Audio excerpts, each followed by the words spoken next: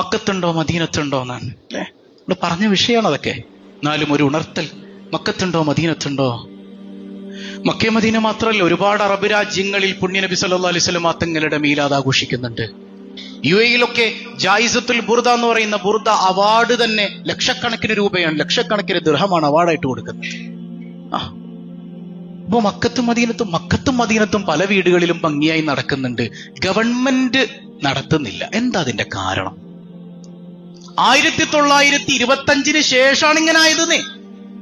ഉസ്മാനി ഖിലാഫത്തിന്റെ തകർച്ചയോടെ ഫലസ്തീനെ ഒറ്റുകൊടുത്ത് ബ്രിട്ടീഷുകാരുടെ സഹായത്തോടുകൂടെ ഹിജാസിന്റെ അധികാരം കയ്യിലേക്ക് വന്നപ്പോ അവിടെ ഇബ്നു അബ്ദുൽ വഹാബിന്റെ ആശയാദർശങ്ങൾ നടപ്പാക്കി മക്ബറകൾ പൊളിച്ചു കളഞ്ഞു, മൗലിദാഘോഷം നിർത്തലാക്കി.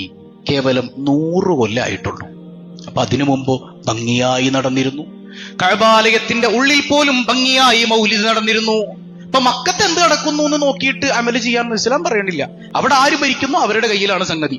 നബി ജനിച്ച നാട്ടിലില്ലല്ലോ എന്നൊക്കെയാണ് വലിയ പ്രഖ്യാപനം. നബി ജനിച്ച നാട്ടിൽ ഉണ്ടായിരുന്നു. 100 കൊല്ലം മുമ്പ് വരെ ഗവൺമെന്റിന്റെ കീഴിൽ തന്നെ ഭംഗിയായി നടന്നിരുന്നു.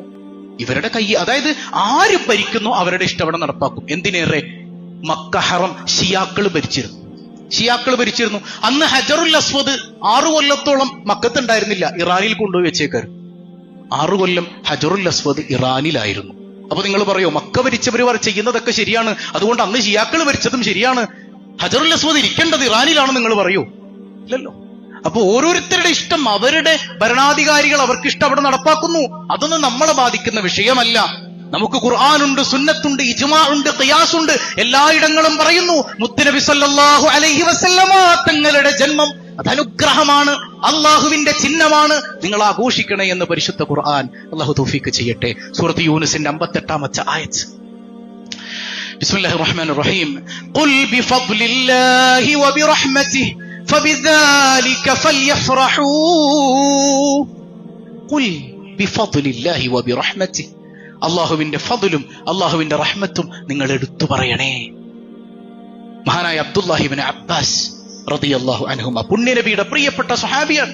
അവിടുന്ന് പറയുന്നുണ്ട്, എന്താണ് ഈ റഹ്മത്ത്? ഐ റഹ്മത്തുൽ ലിൽ ആലമീൻ, റഹ്മത്തുൽ ലിൽ ആലമീനായ മുഹമ്മദ് മുസ്തഫ സല്ലല്ലാഹു അലൈഹി വസല്ലമ തങ്ങളാണ് ആ റഹ്മത്ത്. ആ റഹ്മത്തിനെ നിങ്ങൾ എടുത്തു പറയണം. ഫഫ്യഫ്റഹു, നിങ്ങൾ ആഘോഷമാക്കണമെന്ന് പരിശുദ്ധ ഖുർആൻ.